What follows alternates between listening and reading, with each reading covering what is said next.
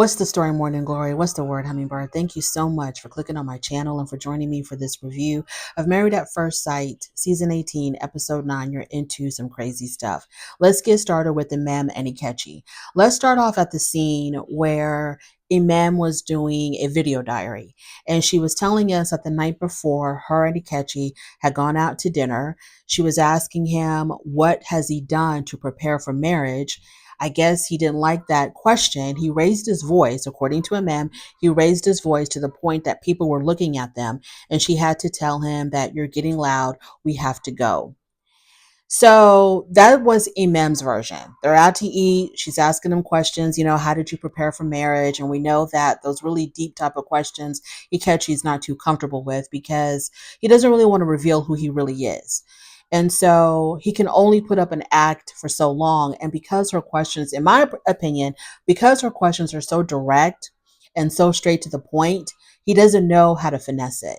And so he gets upset, he gets frustrated just to, I guess, like deflect and so that he doesn't have to answer. And he ended up going home because he was getting loud. Now, at the after party, they did talk about this incident. And according to Akechi, um, he said that he wasn't giving the answers that she wanted. He denied raising his voice.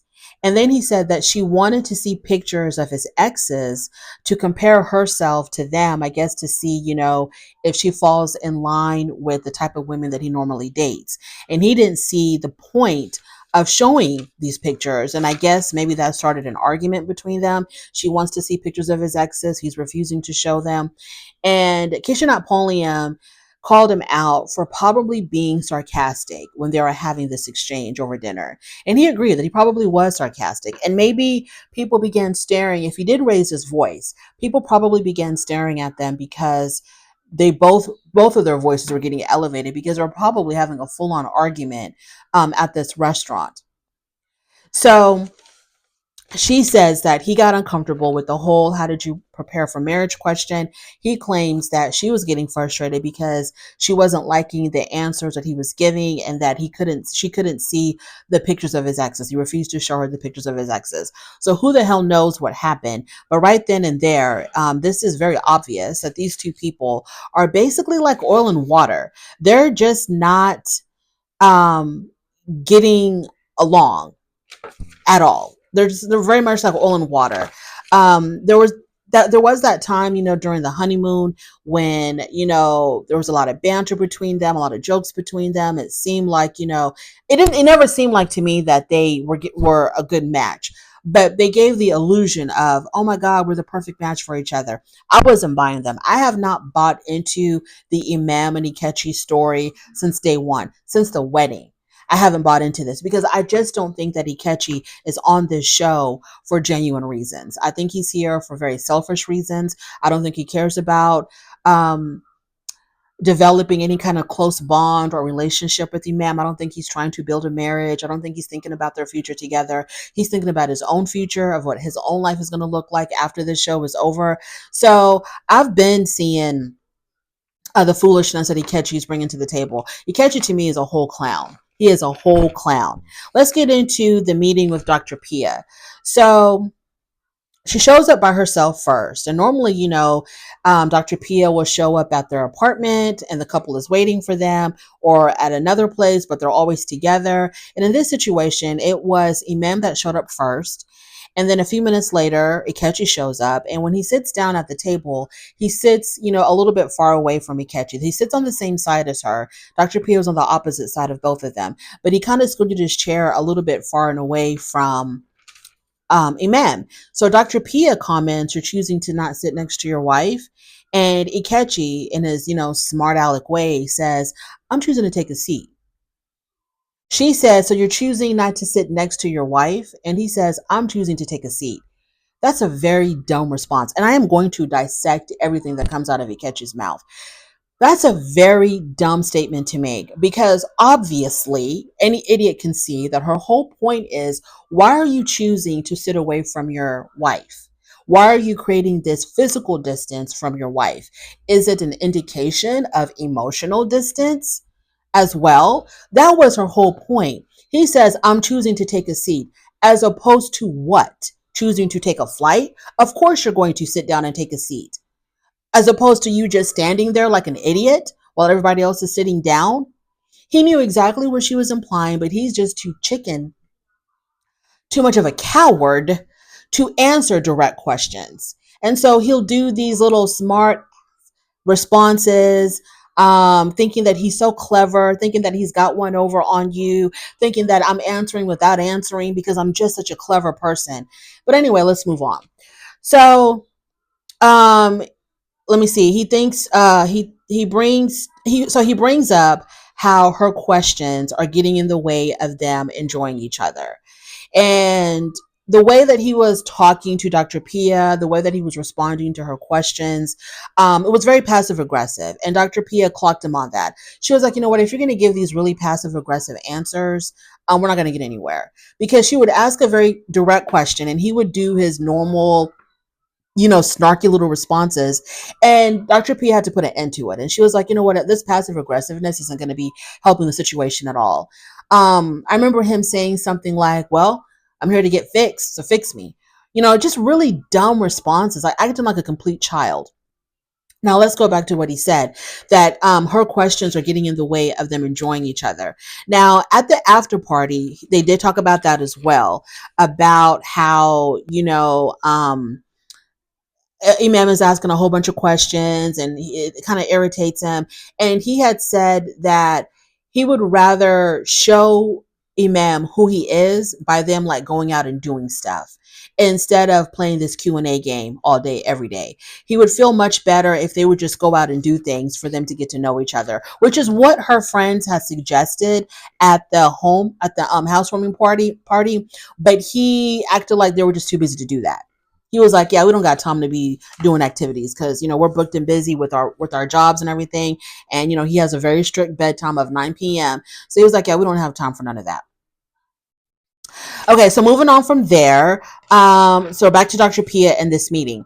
So Echi alludes that there's things Imam has told him that, well, basically he kind of, I don't know what brought this up, but at some point in the meeting, he said that, well, there's things that have been going on between us, and I don't know how comfortable she is with me talking about that. So I want to respect her if she doesn't want it to be talked about. And Imam was like, no, you can talk about anything you want to talk about. And so then he alludes that this is when he starts talking about how he basically says, okay, this is about sex. He says, according to him, she wants it. She wants it now. And he's just not ready. He doesn't want it. And he says that she's aggressive sexually and that she makes him feel like a piece of meat. So then Dr. Pia asks him, like she's violating your consent. And Echi, in his really smart aleck way, he goes, yeah, that's what I said. That's what I said.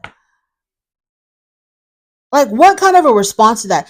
You are alleging some very serious things, that this woman is somehow making you feel very uncomfortable, that she's being unnecessarily forward with you sexually. You're not ready. You don't want it. You've let her know that you don't want it, that you're not ready for the relationship to go in that direction. And she is still pushing herself on you. Some very serious allegations here. And when Dr. Pia is trying to she's trying to be very sympathetic with him. Instead of dismissing him like, oh, you're a man, you can take it. And why don't you want to sleep with your wife? Just sleep with her and get it over with. Like the way a lot of people would say on these type of shows, when the woman is sexually after the man and the man is for whatever reason not responding accordingly, the answer is always, oh, just go ahead and sleep with her. Just go ahead and take care of it. Just go ahead and give her some and, it'll calm her down. But instead of that, Dr. Pia is trying to take him seriously. She is trying to let him know that I'm hearing you. I'm understanding what you're saying, but I just want to be clear. Is this like you feel like she's violating your consent? And he'll make these facial expressions, these really attitudey facial expressions. And so he's like, yeah, that's what I said. So moving on from there. So Imam talks about how in her defense, she said that I'm getting mixed signals from him And then she talks about an incident at the honeymoon where they were sitting somewhere and she had placed her hand on his thigh. And according to Imam, he moved her hand upwards towards his private area so that her hand rested, I guess, somewhere along his groin area. And so she's like not understanding because he'll make these movements or he'll give her these signs that there is sexual chemistry between them. Like he's giving her the green light. And so she is responding accordingly, but then he'll reject her. And so she says, he's giving off mixed signals. Um, so when he rejected her, when she tries to come on to him, I guess, and he's letting her know that he's not down, um, it makes her question if, it made her ask him if he even wanted her. And he says that being from the South, he's not used to someone trying to have sex with him. And when he doesn't know them. So he's not used to how forward she, because he's from the South, he's not used to how forward she is. And they don't really know each other. So he doesn't really know what to do with all of this. Okay, let's talk about that whole thing about being from the South. This is like the second or third time that Echi has brought up that because he's from the South, he's not used to women like MM. Okay, this is not the antebellum South. This is not where women are walking around, on plantations, with fans, fanning themselves, and any talk or hint of anything sexual, they're fainting. This is not that. Okay, I'm pretty sure there are women from the South who are sexually aggressive, who are very sexually forward, who will let a man know exactly what they want and how they want it. So I'm not buying this. Well, I'm from the South and I'm just not used to this. I'm not buying that at all. It's just a whole bunch of poppycock, a whole bunch of BS. I don't know what the hell that has to do with anything. So Dr. Pia suggests, okay, putting all of that aside, because Dr. Pia kind of just like concluded that this must be a misunderstanding between the two of you, because she really couldn't get to the bottom of it because it's a he said, she said thing. Now, before we move on, let's kind of stick around here with this whole thing about Imam being sexually forward with Echi. I remember there was that one scene when they were on the honeymoon and they were in the bed. The day was over. They're in bed, and there was like, what was it called? Look, I am so unfamiliar with this stuff. A honey packet or something. Honey, I thought it was something to sweeten your tea with. I didn't know it was like a whole aphrodisiac package. I had no idea. So there was a honey packet in the bed. And so Imam was opening it and she was, she was sucking on the honey thing. And I guess with her eyes and with her body language, she was suggesting to Echi that, hey, if you want it, you can have it. And instead of Echi responding accordingly, what he ended up doing was he turned around, turned his back towards her, and he went to bed. He was like, okay, good night. Have fun with that honey packet. I'm going to bed. So he turned around and he went to sleep. She moved closer to him and she put her arms around him and she was like spooning him. Now, I felt like any other woman would have taken that as a hint that this guy's not interested. He may not be interested at all, but he's for sure not interested right now. And if somebody gave their back to me when I'm trying to like set the mood or whatever, yeah, I'm not going to spoon them. I'm going to give my back right back to them and I'm going to sleep. I'm going to make sure there's a lot of distance between us. I might even stack a few pillows between us and I'll be going to sleep. I wouldn't try to get physically closer. And that's what Imam did. I felt like he was not ready to do anything that night. He didn't want to do anything physical that night. And that's why, I mean, it was a very bold statement. He was a very loud statement when he turned around because y'all are on your honeymoon. Y'all act like y'all are really into each other. She's giving you all of these suggestions of what she plans, how she wants the night to go. But instead, you cut her off and you turn, he has the right to do that. I'm not saying that he shouldn't have done that. He has the right to be like, yeah, I'm not really feeling that right now. I'm just going to go to sleep. Gives you his back. And I felt like for Imam to still want to be physically close to him, it kind of just a tiny, tiny, tiny, tiny bit looked like desperation. Unless there were other things happening in that bed that we were not privy to, or things that were said that we didn't hear. But from what I saw, If I was Imam, I would have been like, okay, he's rejecting me. He's not interested. He's not in the mood. And there was no way that I would have spooned him. There's no way. But that's what she did. And I was kind of disappointed in her that she did that. But, anyways, because Dr. Pia couldn't get down to the factuals of exactly what happened or what's been really going on between them, because she says he's giving me mixed signals. He acts like he wants me to come closer, then he rejects me, then he wants me to come close, and he's like, yeah, I've made it very clear to her that I don't want to do anything like that. Now, he had said, I think it was on the after party, he had told Keisha Napoleon that his issue with that is that he wants to chase, he wants to pursue the woman, he wants to pursue her. The fact that she's so comfortable pursuing him, he considers that aggressive. So when he keeps calling her aggressive, he's implying she's very sexually aggressive, not aggressive in in any other kind of connotation, strictly in a sexual manner. He considers her to be very aggressive, and he would prefer for him to do the chasing. And it's a real turnoff for him that she's the one chasing him, that she's the one pursuing him. And so he acknowledges that she's a very attractive woman. She's very beautiful, but the fact that she is so forward, it's a turn off for him, because he would rather be the one to do the pursuing. Okay, moving on from there. So they go to Imam's place of business. Let me see if I missed anything else. You catching on? She did things to make him uncomfortable with bullying.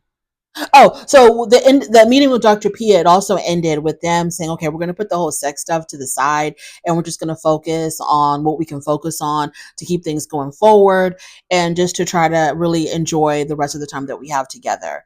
And they both agreed that they're going to try harder to get to know each other. But Ikechi's face, to me, looks like he was over Imam at that meeting. At the end of the meeting, to me, he looked like he was really over Imam, like he's done trying.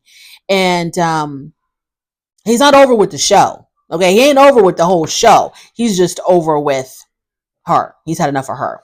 Moving on from there, they go to Imam's place of business. I forgot what exactly her title is, but she does like the cosmetic stuff, like lip injections and Botox and stuff like that. So they go to her place of business. They talk about Dr. Pia's meeting, and she tells him that she needs him to lead and direct. Why? He's a clown. He can't lead and direct a damn thing. He can't lead and direct a three-piece orchestra, or he can't lead and direct anything. Like, what are you talking about? But then again, if she leads and directs, he calls it aggressive and he gets turned off. So she tells him, I need you to lead and direct. He says that it is too much with the whole, sexual stuff. And she said that she must have misunderstood his signals. And she says that I would not do anything to make either one of us uncomfortable. So he says that he would like to draw, he would like to paint, he would like to take road trips. He wants to do more activities with her. Like I said, the activities that he claimed he didn't have any time for.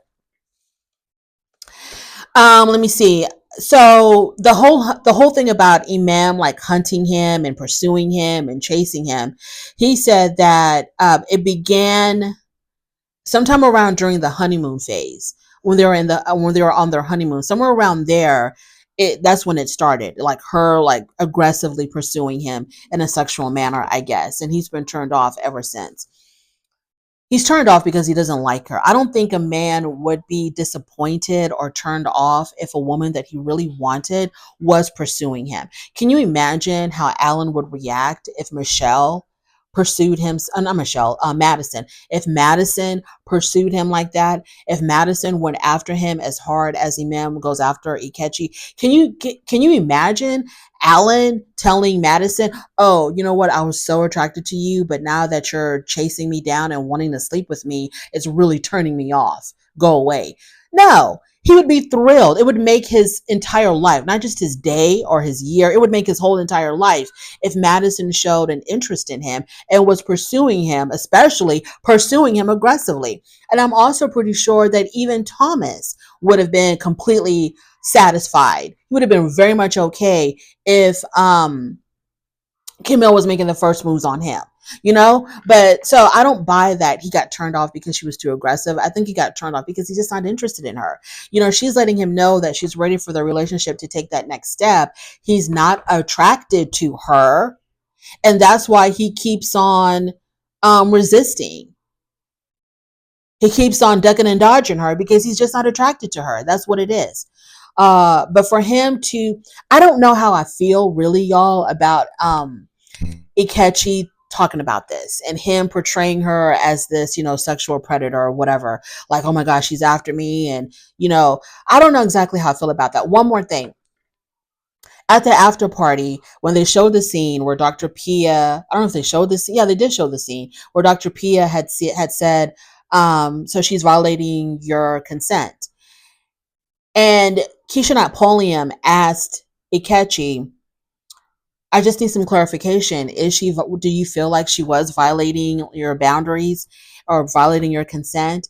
And Echi goes, I didn't say that. She said that. But you get the gist of the question, don't you? Obviously, you didn't say those words. Those words came from Dr. Pia's mouth. But the whole point of this is, do you agree with what this woman is saying? Moving on. I can't. Michelle and David. So they go to Michelle's friend's beauty salon or whatever, and they get their brows done at Michelle's friend's salon. So the friend says to David that Michelle is always really positive. And y'all, even Michelle choked when her friend said that. Okay, even she started choking because it was so far from the truth. Positive when, where? When has this woman ever been positive? Because a really positive person is going to be positive. That's just their personality. And they're going to be positive most of the time. And they'll try to make good of a bad situation. This woman has been negative Nancy since day one.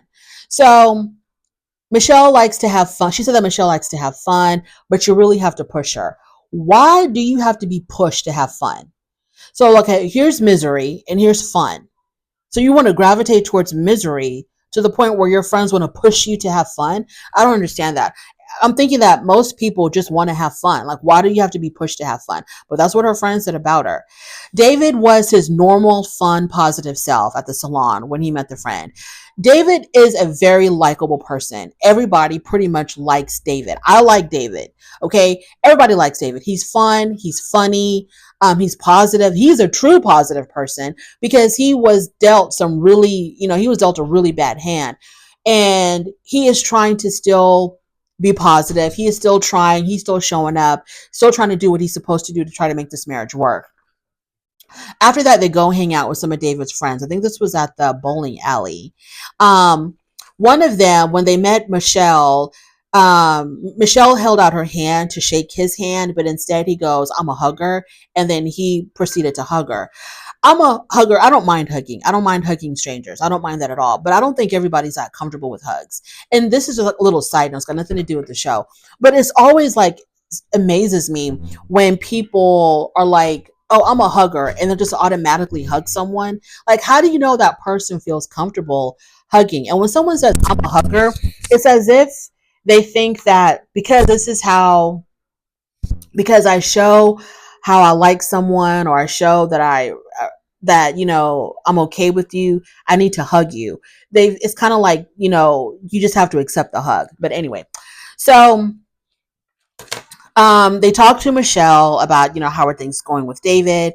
And of course, she's been struggling. She says she's been struggling. She tells her friends, I've been struggling with the whole, with the physicality, with the physical aspect of our relationship. I'm struggling with his living situation. I'm struggling with his profanity, his use of profanity. And she talks about how he cusses in front of her. He had cussed in front of her parents. And the whole time she is talking about all these negative things about him, David is looking at her like, I can't believe you're doing this to me. I can't believe that you are literally here throwing me under the bus in front of my own friends. Like, the way he was looking at her was like, damn, does it never end with you? So David tells us that, he tells us in his confession, he felt like a punching bag where she was just going through this laundry list of all the issues that she had with him. So the friend told David, okay, the whole cussing thing, you can curb that. Okay. That's easy. That's fixable. You shouldn't be doing that, David. So, but the friends are shocked that Michelle has so many issues with David because they see him as a wonderful guy. All of his friends so far, these two friends at the bowling alley, the one friend that, the friends that showed up at the housewarming party, they go hard for their boy David. They love this man. And on the after party, when they were talking about these scenes with the friends, David was like, my friends are not my friends. They are my brothers. They are family to me. These are some very important people to me. And I just love that. I love that. How hard they go for him to, to pump him up, to make him look like, he's the greatest guy. You'd be a fool to not want to stay with this man, to not want to be with this man for the rest of your life. So they're shocked that Michelle is not seeing what they're seeing. And it's because she's choosing not to see that. She's choosing not to see the sweetness in him, the likability in him. She's choosing not to see that because in her mind, this guy's broke. That's why he's living in his parents' basement. And yeah, I can't vibe with that. So she's automatically just dismissed him as someone who has no money, who is not on her level, who cannot take care of her. I think with her, it's all about money. And when she starts, this whole sob story about, I came from the sticks. My upbringing was basic. We were poor. We were struggling. Everybody struggled in my family. And I'm just not going to go back to that lifestyle. Okay, but you don't have to be rude. You don't have to be obnoxious. If and he doesn't want to live that lifestyle either. I don't think David has indicated at all that he wants to live a struggling lifestyle. You know what I mean? So for her to be like, I just can't go back. I just can't go. Why do you think you would go back to that lifestyle if you stayed with David? Because you have money. You got it like that. So why would you all of a sudden be poor if you decided to stay with David? Let's move on. So like I said, the friends were like, yeah, he's a great guy. And we thought that you'd be head over heels in love with him. So the friends are suggesting that maybe her expectations were a little bit unrealistic. And she's probably thinking, oh, it was unrealistic for me to expect my husband to have his own home, to have his own dwelling. She probably was like, what are you talking about? I'm too unrealistic. There is, she's got points. Okay. I'm not going to sit here and just, Michelle bash all day. I feel like she does have points. I don't think that, I don't know. We'll never know. But I don't think that if he had his own apartment, because she has an apartment. So if he had his own apartment, let's say he lived in the slightly, you know what? I think she would still judge him. If he had his own apartment, but let's say he lived in the slightly lower income part of town, she would judge him. That would not be enough for her. Even though it would be his own place, he'd be paying his own mortgage or his own rent or whatever. If he lived in a less, you know, high class neighborhood, I think she would still be judging him. I think she would still be judging him. I think that maybe her expectations probably were a little bit too high. Dr. Pia. So she has a meeting with Dr. Pia. I think this was a meeting that she had alone with Dr. Pia. I don't know why they're meeting one on one. Maybe because Michelle needs a lot of help. Maybe Dr. Pia was like, you know what? Before I do the whole couples thing, I need to have a one-on-one session with her because, yeah, she's a special case and she needs, all of my extra attention. So Michelle considers David small town. She considers him small town and basic. I have not seen anything about David that is small town and basic. To me, he's extremely normal, average guy. He's just, I don't see anything small town about him. I don't know what she's talking about. She says that David talks, like he talks real cash money shit, like, how he's going to take care of her and provide for her and blah, blah, blah, blah. But she doesn't see it. She hasn't seen it. So Dr. Pia says that there's more than one way to provide. And then Michelle's like, she's like, if it's not money, I don't understand. Like, what do you mean? If there's more than one way, if it's not financial?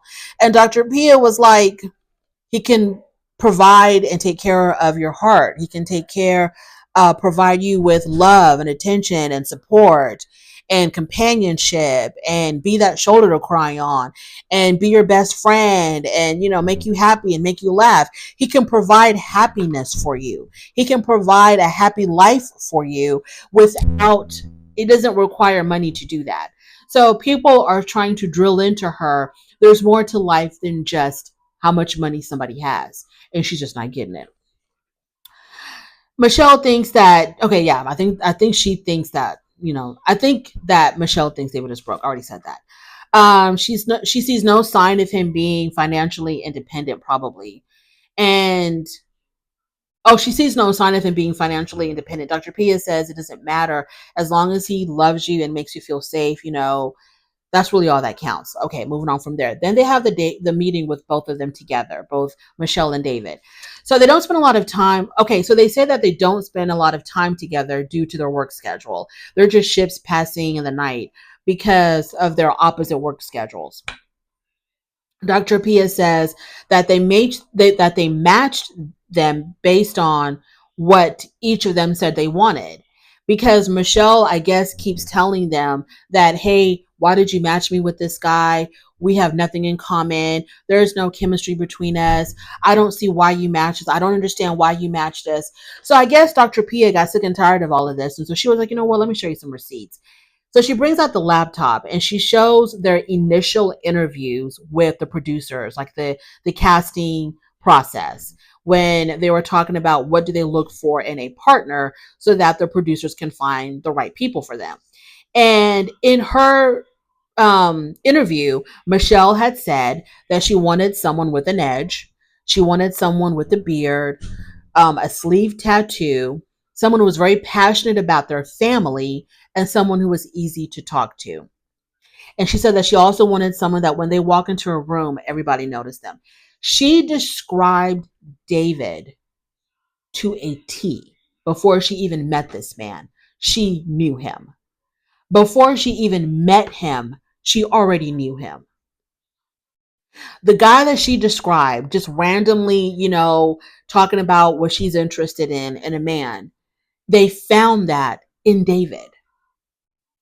They gave her exactly everything on her checklist, like check, check, check, check, check. And they probably threw in some bonus things too. Girl, what are you complaining about? The guy that you wanted, the guy that you described, is the guy that they delivered to you. And I was so happy that Dr. Pia showed her that video because that is what I call receipts. Okay, that is evidence, that is proof. So when she saw that, and both of them, and then whatever he described was Michelle too. But what he described was a little bit more generic. What she described was uniquely, fantastically David. So when she saw that, um, Dr. P was like, Michelle, her whole mood changed. I mean, if you thought that it couldn't get any worse, it got worse. And Dr. Pia could see the change in her. So Dr. Pia dismissed David because, she needed to give Michelle some one-on-one time. And so David, he was kind of like, I'll gladly leave. So he walks away. And so Dr. Pia is like, what's wrong? What's the problem? Because she got really upset. And Michelle was like, so this is you trying to call me out?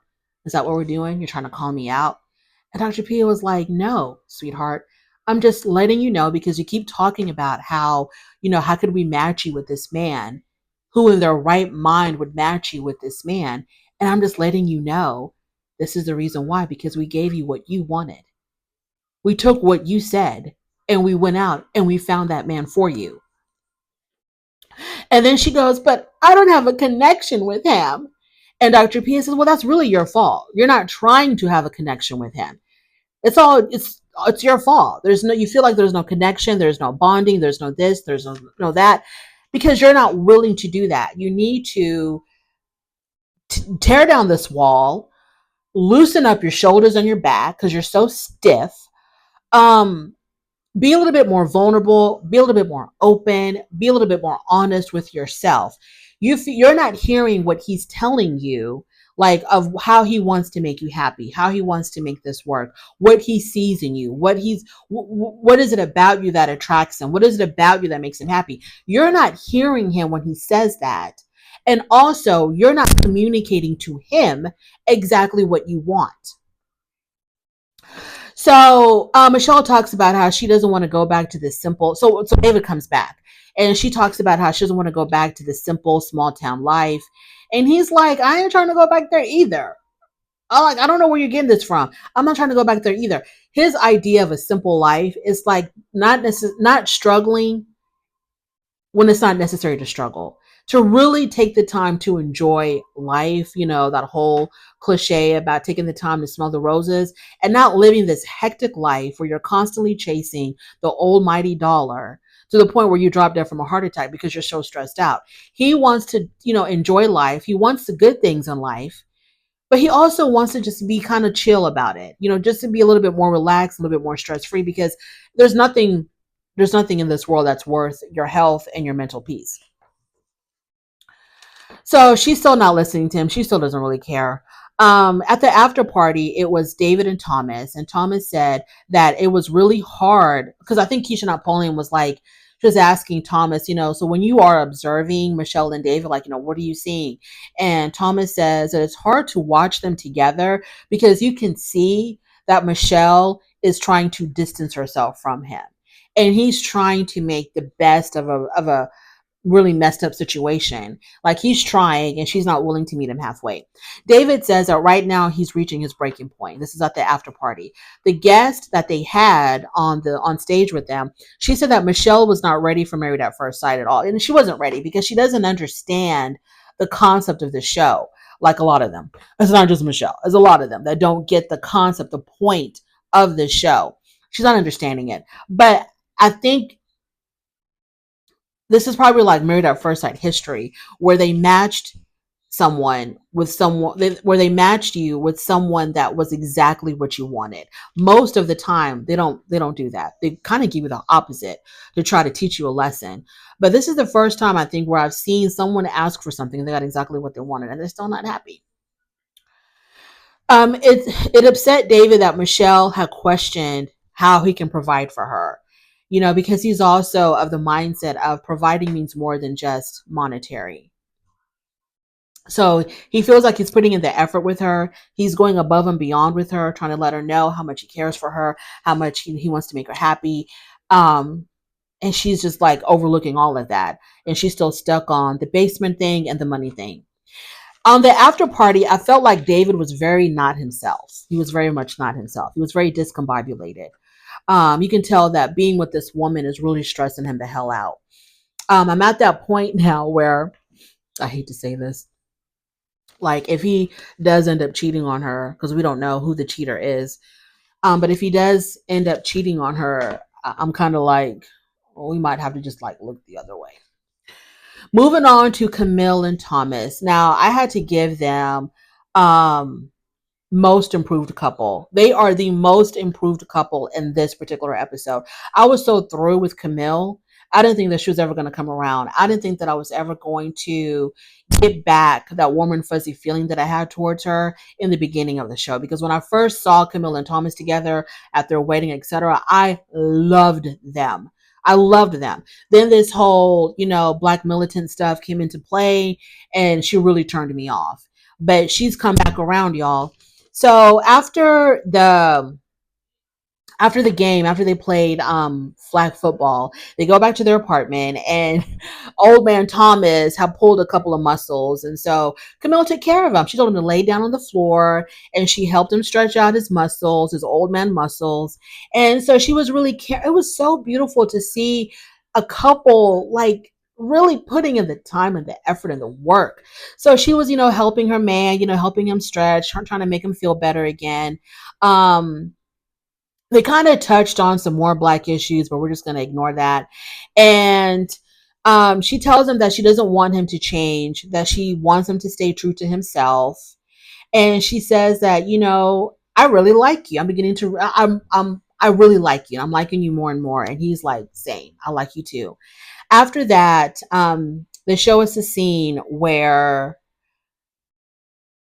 Camille came home and he had the whole apartment decorated with rose petals and candles and champagne. And there was a massage table in the middle of the living room. So he wanted to give her a massage. So he begins to give her a massage, and he's like planting little kisses all over her body as he's massaging her. Things are getting hot and heated. And I thought it was so adorable. I thought it was so adorable because it looked like Thomas was like like every time he would kiss her, like he would kiss her shoulder, he would kiss like the back of her leg because she was laying on her stomach. It felt like Thomas was reminding himself, okay, I gotta kiss her now. I gotta kiss her now. Because she wanted him to be more forward. She wants him to take the lead when it comes to intimacy. And so maybe he was definitely doing all of that because after that massage and after the champagne, yeah, they took care of business. So they went into the room, camera crew had to leave and we can only imagine how it went down. So Dr. Pia comes over and they tell her that they did consummate their marriage. And I was really happy for them. And they talk about that. They talk about, sexual limitations. And so Dr. Pia asked Camille, like, how experimental are you? And she's basically like, you know what? The sky's the limit with me. As long as there's communication between me and my partner and we know what's what, I have no boundaries. So Thomas really liked that. So Thomas puts a lot of weight. So they talk about the L word. They talk about love, and he talks about how that word is very heavy for him because he grew up without it. He had a really troublesome childhood, so he doesn't just throw that word around recklessly. It's very, very important to him. So when he says it to her, if he ever does say it to her, it's going to carry a lot of weight with it. His fear is that if you love someone and you put yourself out there and you become very vulnerable with somebody, that person can be gone. So they talk about love. He gets really emotional about that. He says that he feels very lucky to be with her and that he doesn't deserve her. And she tells him, you deserve it. Whatever it is, whether it's with me or you deserve it. You deserve happiness. You deserve love. So then they go to a jewelry shop and she wanted to buy Thomas a pair of earrings. I'm like, damn, girl, he threw it down like that in the bedroom. I mean, you made a girl want to go out and buy you a pair of earrings after she spent the night with you. I believe it too. So they go to the jewelry store. She gets him a pair of diamond earrings. And while they're there, he's trying on these like really thick gold chains, like the kind of the rappers wear. He was trying on these really thick gold chains and these gold bracelets. And, it was, cash money for the 99 and the 2000. She saw a little bit of swag in him, right? So she saw what she wanted to see in him and she was pleased. He's got it. He definitely has. And he may not flaunt it like the way her past boyfriends do, but he had a little something, something about him, and she liked how he looked in jewelry, and he did look really nice. He looked nice in the gold chain. He looked nice in the earrings. So yeah, that was that. So at the after party, Thomas heard when Camille said that. Oh yeah, so I like the fact that he listened to her because she had said, "I want you to be more assertive. I want you to take charge more." He listened and he responded. I like that. He's really, to me, Thomas seems like he's really about pleasing his partner, pleasing his woman, making sure that she's happy, doing all that he can to make her happy. And I really do appreciate that. And so, yeah, it was cute. He says that they're developing a stronger connection each and every day. Carlin and Juan. So it starts off with Juan exercising. He rode like, what did he say? 30 miles. No, he didn't say 30 miles. What was it? 10 miles? I don't know. He was on his bike. He was exercising. And he comes back to the apartment and he said, Carla was in the kitchen and he said something like, she just woke up at 1 o'clock in the afternoon. I see nothing wrong with that. But evidently Juan sees a lot wrong with that. It seemed like to me, but I don't know. Maybe I was reading too much into it. So they go out to eat. Carla explains how her lack of communication comes from her family dynamic because her family didn't really communicate. Her family wasn't really affectionate. So these are the things that she craves in her relationship. And Carla says, can you see why I'm always asking you for affection? And Juan says, I just haven't gotten there yet because you're not attracted to her. You're not attracted to her. I don't know what you're talking about. You haven't gotten there yet. You are not attracted to this woman. So I feel like the reason why Juan is not attracted to Carla is not because of her looks. I think it's because of her personality and the kind of person that she is. I think Juan wants a woman who's like a very serious go-getter, someone who is constantly on the move, type A personality, has goals, is crushing her goals. either like she's climbing the corporate ladder or she's opening up businesses everywhere. He wants a woman who is very motivated. You know, the kind of people that are like, oh, I don't need to sleep. I can get by on 30 minutes of sleep a day because I got to make money. I think those are the type of women that he's attracted to. Um, and she doesn't give that. Even though she talks about being an entrepreneur and starting her own business, she doesn't have that go-getter type of personality. And he's on the run. He's on the go constantly. Juan is constantly on the go. He's working out. He's going to work. He has a regular 9 to 5. He's got 3 startups. He's got this. He's got that. And I think he wants a woman who can match that energy. And I don't think Carla is that. I think Carla probably does want to own her own business and she does want to be an entrepreneur, but I don't think her energy level is on the same level as his. They meet with Dr. Pia. They talk about why hasn't Juan met her parents. She says that she's waiting to the point where she can feel proud to introduce him as her husband to her parents. They talk about how this whole dynamic does not feel like a marriage to either one of them. It feels more like a friendship, I think they said. They talk about the lack of physical connection. Juan doesn't feel the chemistry between them, and that's why he's not acting on anything. He says that he needs more. This is not him saying it. This is me saying it. I think Juan needs more than looks. Like I said before, the personality has to match. And she's just a little bit too laid back for him, I think. Over dinner, she tells him that she's got these business ideas, these business plans, and he liked that. He liked to hear that because, you know, Juan is one of those people that looks down on us 9 to 5ers. You know, he looks down on people who want to clock in and clock out, and they're okay with that because I guess in Juan's world, everybody has to be an entrepreneur, but entrepreneurs need employees to make their businesses work. So he was like, yeah, I'm so glad that you want to have your own business because, you know, you don't want to be out there making somebody else money, blah, blah, blah. You know, the kind of stuff that very snobby, not all entrepreneurs, but very snobby entrepreneurs talk like that. He is not attracted to her because I think her personality, her energy is not what he's used to. He's not vibing on that at all. But that man does have some pretty eyes. He has some really pretty eyes. Anyways, moving on to Madison and Allan. So it's after so they talk about this incident that happened after the housewarming party. Now keep in mind, at the housewarming party, they drunk a lot. Then after that, Madison, Allan, and their friends went to some bars. They drunk some more. So they're at a particular bar, and at this bar, Allan talked about how she had left him, or she left without him. And he says that, you know, I was looking for you and they told me that you left. And Madison tells Allan, I was in the bathroom actually. And when I came out, you were gone. And he was like, yeah, because I thought you had left. Throughout this whole thing, nobody decided to text the other or call the other and be like, hey, where you at? What's going on? I don't see you. It didn't cross either one of theirs mind. I don't know if they're both that drunk or they're just not very considerate of one another. At the after party, Madison said that sometimes Allan gets obnoxious when he gets drunk, and she said that she went to the bathroom because she needed a break. But neither one of them texted the other, and Keisha Napoleon was like, I don't understand like why there was no communication. So after that, they meet with Dr. Pia. Madison tells Dr. Pia that she's been single longer than he has, and so it's hard for her to break her single habits. And Dr. Pia asked her, what does she need in order to prioritize him? And Madison says, I need more meaningful compliments. And he was like, I do give you compliments. I told you that you look nice. And she was like, well, that's what you would tell your grandmother. Girl, what? Girl, you better take these compliments when you can get them, because some people out there don't get no compliments at all whatsoever.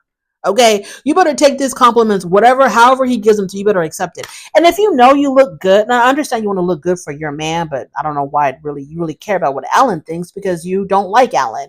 But I understand you want to look good for your man, and you want your man to still show that he's attracted to you. You want the compliments from your man, and it feels good. I totally get it. But I saw nothing wrong with him saying, you look nice. And he said, well, the reason why I say you look nice is because if I don't want to go all out. I don't want to be like, oh my God, I want to turn your clothes off right now. You look so beautiful and I'm so attracted to you right now, because I don't know what your boundaries are.